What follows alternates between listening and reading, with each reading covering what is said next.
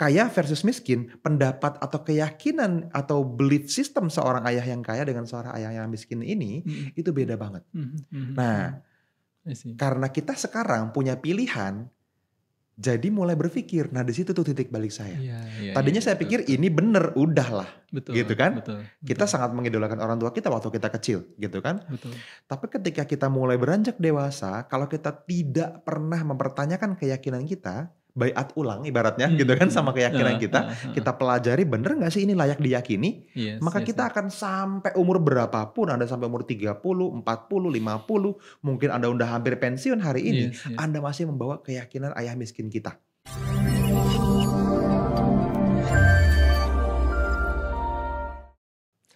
Welcome back teman-teman. Welcome back. Yay. Halo Mas Fadli ya. Halo Mas Teguh. Oke, aku excited banget hari ini Mas Fadli. Ada cerita yang pingin aku share ke teman-teman. Mas Fadli juga ya. Tadi aku bilang, bro ada gak ini? Ada kata dia. Ada, gitu. Kayaknya kita syuting aja. Langsung gitu ya, ini mahal nih. Yes. Okay. Nah, jadi gini teman-teman.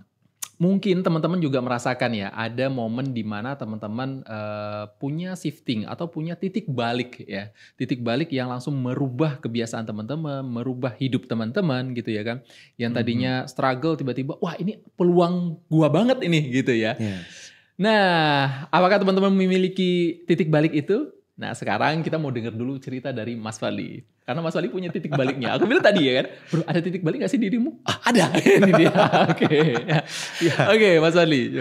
Nah, ini ceritanya semalam saya ngobrol sama istri Mas Teguh. Jadi istri saya cerita lah sama istri saya. Teman-teman kedamaian ini banyak banget perlu dibantu tentang bagaimana bisa naik dari level 1 ke level 2 dulu nih. Gitu. Karena banyak di antara kita di Kedamaian ID ini gitu ya, saya ngeliat dari komen-komennya teman-teman, dari feedback di Instagram saya gitu juga, teman-teman ngerasa kalau memang masih jadi point of view-nya adalah victim mentality Mas Teguh, jadi masih jadi korban dari kehidupan, gitu, dengan berbagai point of view sebetulnya.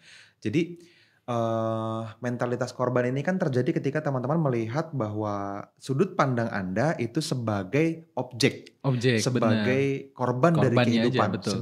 Life happened to me gitu ya, terjadi ke saya tertimpa gitu. Saya ditunjuk dan ditimpakan oleh kehidupan beban kan gitu. Nah, saya pikir saya juga nggak gini langsung kok awalnya gitu ya. Apa ya titik balik saya ya? Selama ini saya nggak terlalu pikirin karena memang pikiran saya tadinya teman-teman itu tuh berubah secara gradual Mas Teguh. Saya naik dikit-dikit ya, mungkin kayak saya rajin baca buku, saya sering dengar podcast bagus gitu ya, saya pelajarin seminar-seminar yang bagus gitu, pelan-pelan saya naik.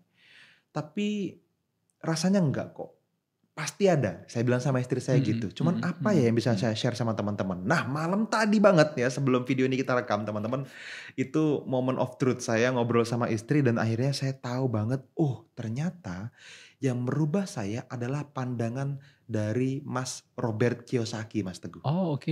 Jadi ada satu buku yang dulu banget di awal ditulis ya sama Robert Kiyosaki, judulnya Rich Dad Poor Dad. Jadi Rich Dad Poor Dad adalah buku yang merubah saya total.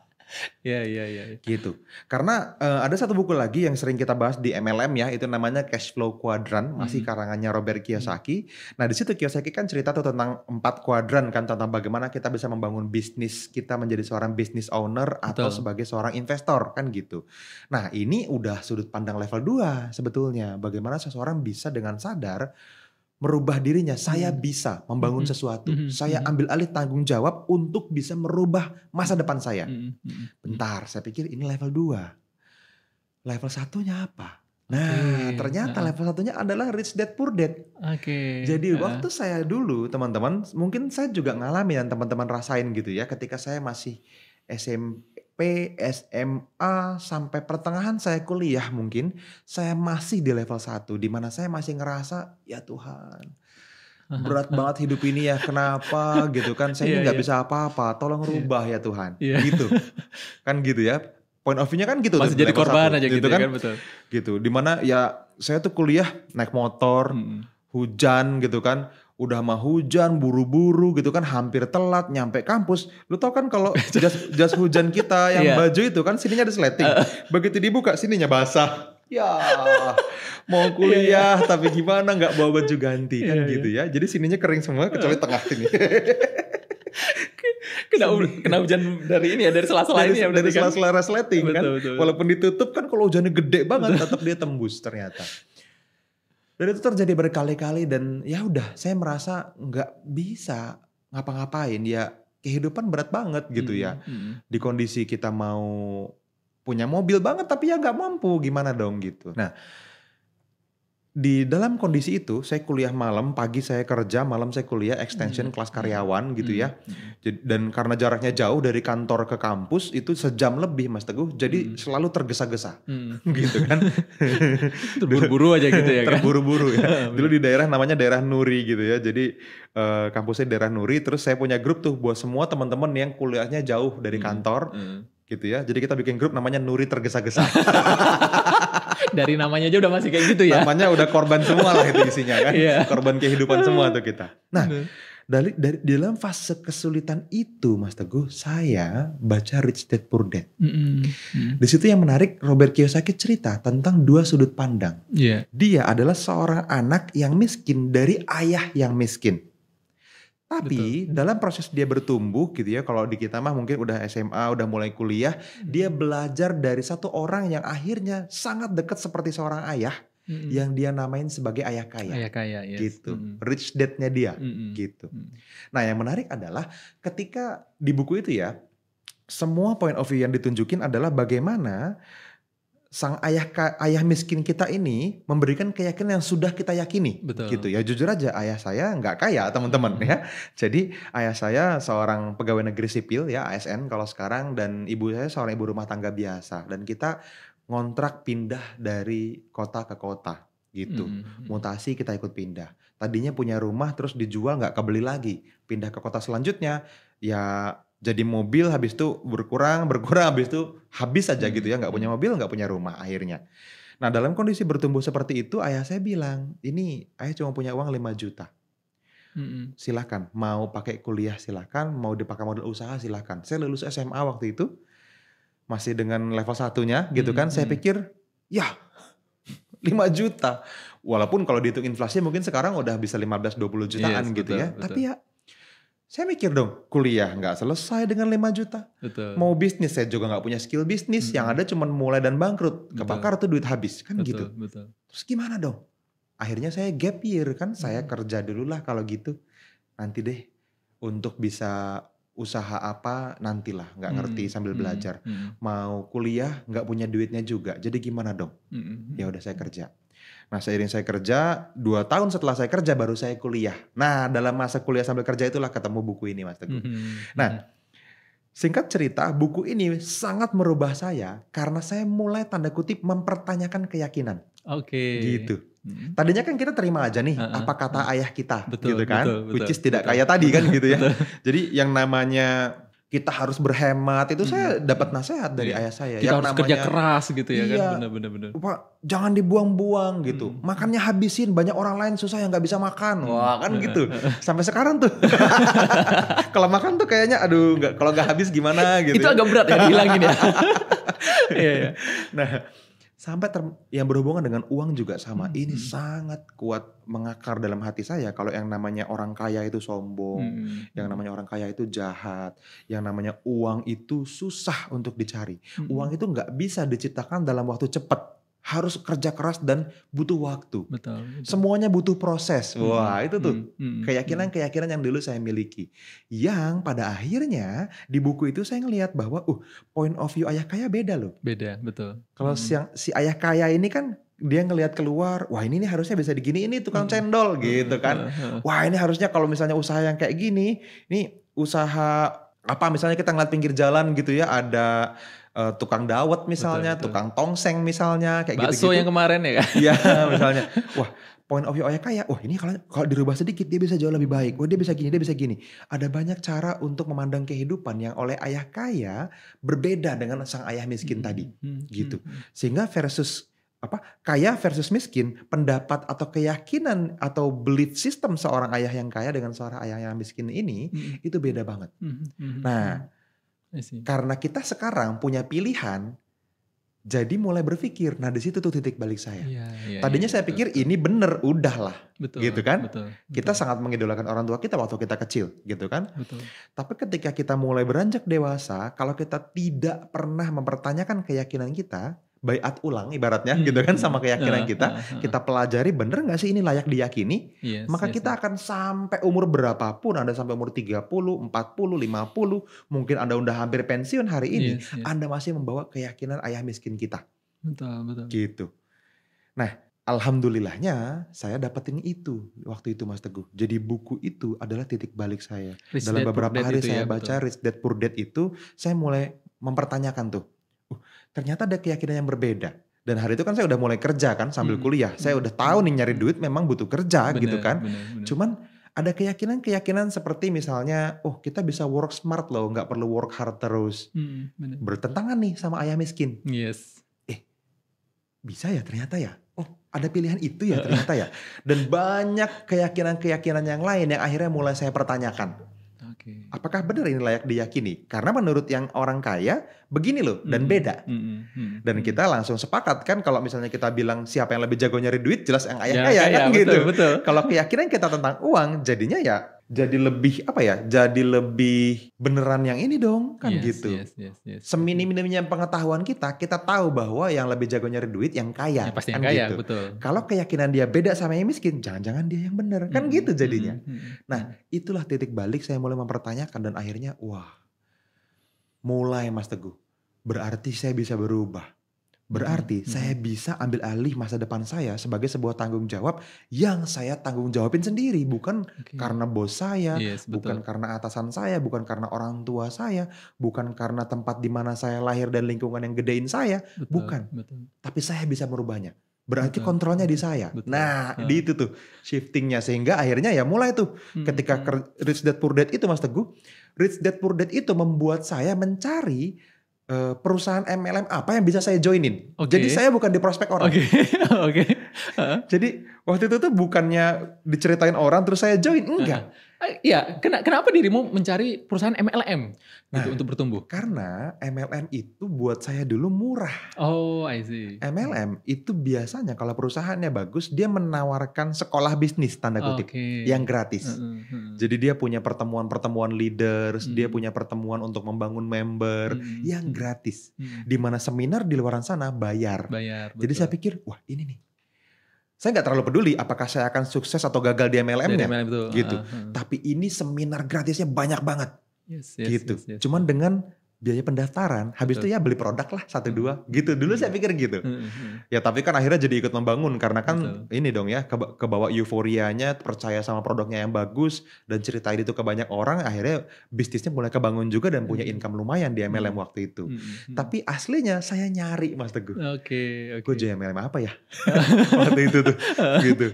Nah, terus ya akhirnya adalah teman yang cerita dan akhirnya saya join ke MLM dia. Setelah saya join MLM juga milih, enggak yang asal produk aja, enggak gitu. Ada nggak MLM lu ini enggak, begini enggak, begini enggak? Oh ada, kita punya support system, kita punya sekolah bisnis, kita punya tim yang bantu. QYC gitu, MLM ada di dirimu ya? Ada, gitu ya kan? Iya gitu ya. Gitu. Saya udah nyari itu apa gitu. Karena kan tadi mau kuliah bisnis nggak punya duit kan gitu ya. Tapi pengen kaya kan gitu.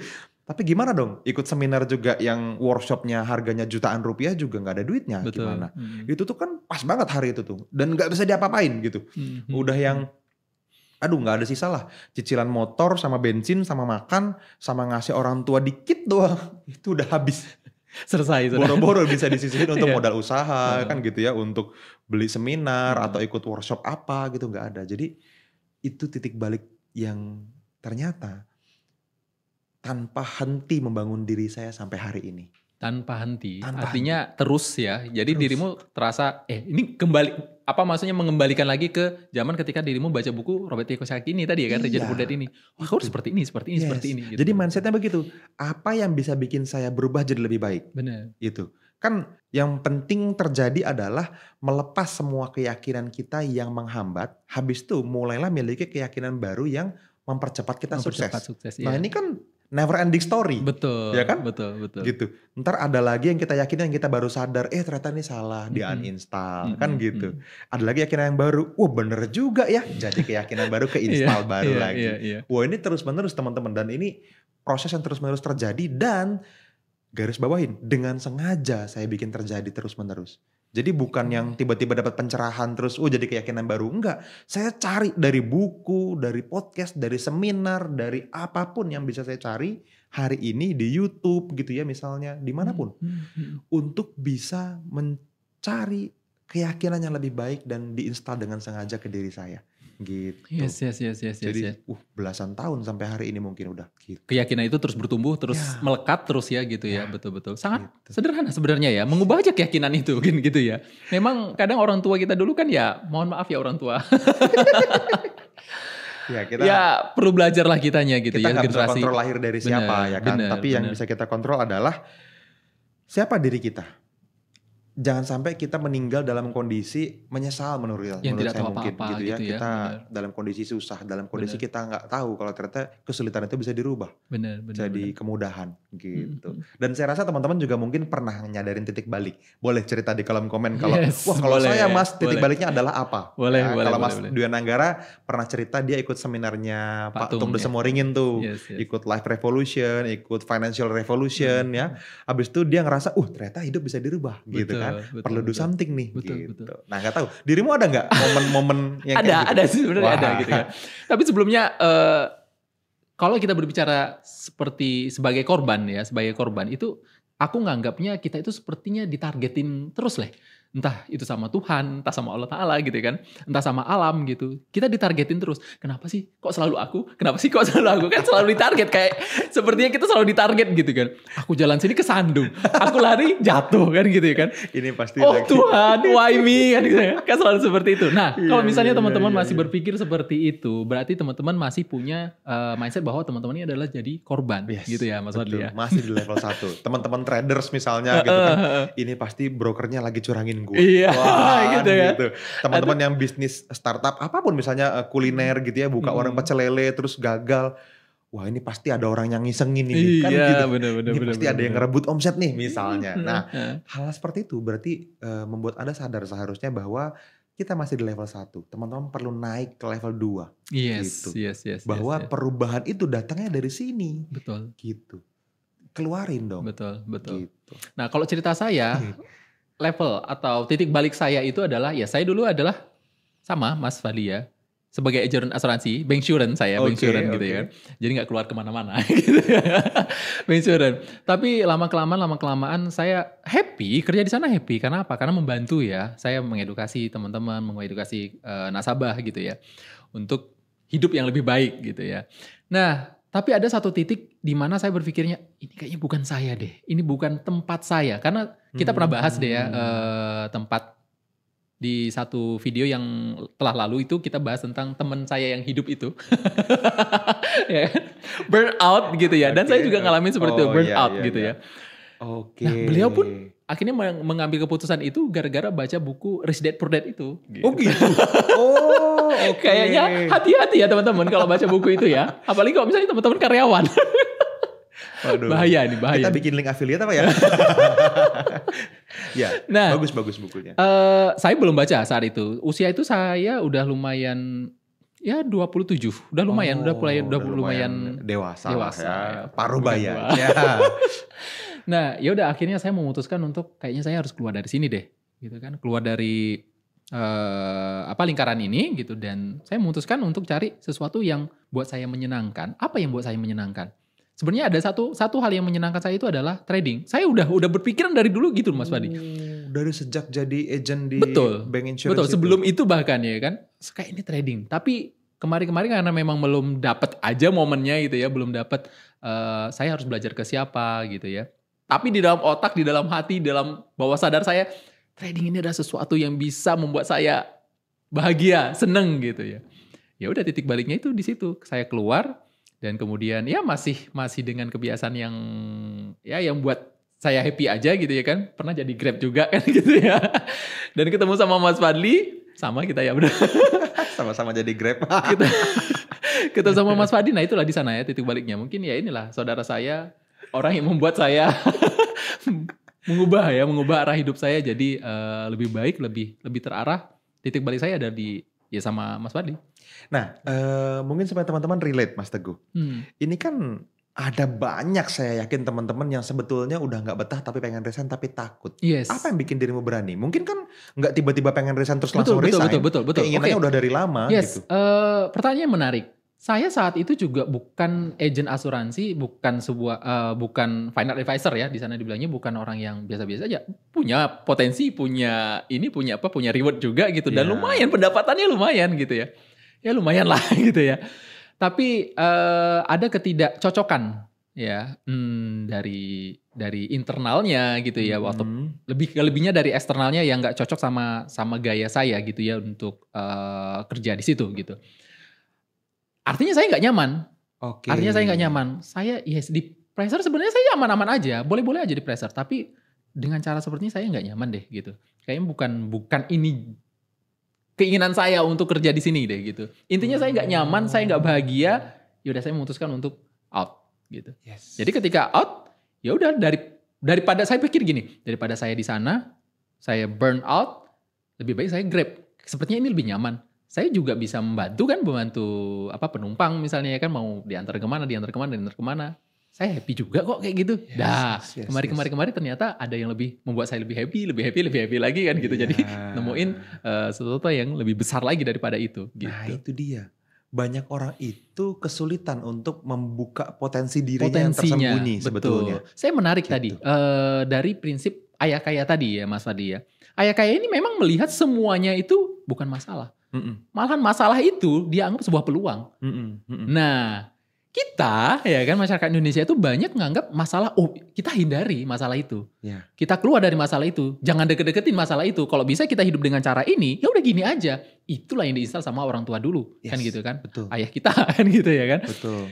Orang tua kita sering diinstal gitu. Ya udahlah kamu kalau udah kerja, ya udah kerja aja di situ, nikmatin, syukurin prosesnya gitu ya kan. Ya bener sih, bener. Gak ada yang salah makanya. Tapi kalau misalnya ada keyakinan baru yang bisa mengubah hidup kita, bertumbuh lebih cepat, lebih kaya kan gitu kan. Kenapa tidak kita ambil yang ini? Nah itu gitu. dia.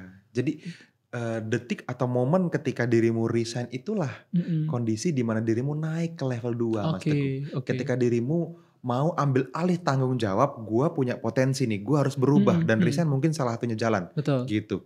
Ini bukan nyariin teman-teman untuk resign ya. Tapi teman-teman perlu mencari betul-betul potensi diri yang tersembunyi itu apa gitu. Kalau emang cocok dan apa yang teman-teman kerjain sekarang happy, duitnya cukup, go for it, nggak apa-apa. Cari penghasilan sampingan kan gitu. Tapi kalau misalnya tidak nyaman dan akhirnya mengekang diri kita gitu ya, mengkungkung potensi kita sehingga terkurung, ya ini yang perlu dilakukan. Dan itu adalah kenaikan ke level 2 menurutku. Karena kalau misalnya di level 1 dirimu akan selalu bertahan dalam kondisi di mana aduh terus kenapa ya gitu, kok begini jadi korban terus kerjaan gitu ya. Ya oke sih lumayan secara income tapi nggak bahagia. Tapi ya kan emang gini keadaannya jadi harus diterima. Nah itu kan level 1. Ketika dirimu berarti gue perlu action nih. Berarti gue bisa merubah nasib gue. Keyakinan merubah nasib ini bisa dilakukan adalah kenaikan level. Oke. Nah ini yang mungkin akan banyak mencerahkan teman-teman semua ya. Bahwa kita punya loh kemampuan untuk merubah itu. Cuman seringkali kita tutupi dengan dengan rasa malas mungkin, dengan excuse mungkin bahwa hidup ini susah, bahwa semuanya nggak baik-baik aja, bahwa kita sebaiknya tetap bertahan atau pasti jadi lebih buruk kalau enggak gitu. Nah itu kondisi di level yang lebih rendah. Makanya untuk bisa membuka potensi diri teman-teman yang tersembunyi, teman-teman perlu melakukan hal-hal seperti tadi gitu ya, mereview atau ya gabung dengan lingkungan yang memang punya struktur yang membangun diri Anda ke arah sana. Gitu. Kan gampang. Kalau kita mau merubah diri kita ke arah yang kita impikan dengan mudah, kita gabung ke orang-orang yang sudah mencapai kehidupan yang kita impikan dan itu mudah buat mereka. Yes. Kita nongkrong sama mereka gitu. Nah, makanya kenapa ekosistem kedamaian ID ini kita ciptakan gitu. Supaya teman-teman kalau gabung ke dalam aplikasi kita, ke dalam grup kita, ke komunitas kita, teman-teman akan bisa mendapatkan feel itu. di mana Iya, banyak orang di betul. sana sudah mencapai apa yang Anda belum capai tapi Anda pengen. Betul, betul, betul. Atau versi diri yang Anda inginkan, yang Anda sekarang belum nih gitu ya, yang Anda harapkan terjadi, buat orang-orang di sana itu sudah jadi hal biasa sehari-hari. Nah, Mhm, mhm. itu akan jauh lebih cepat dibandingin kita ngelakuin semuanya sendiri.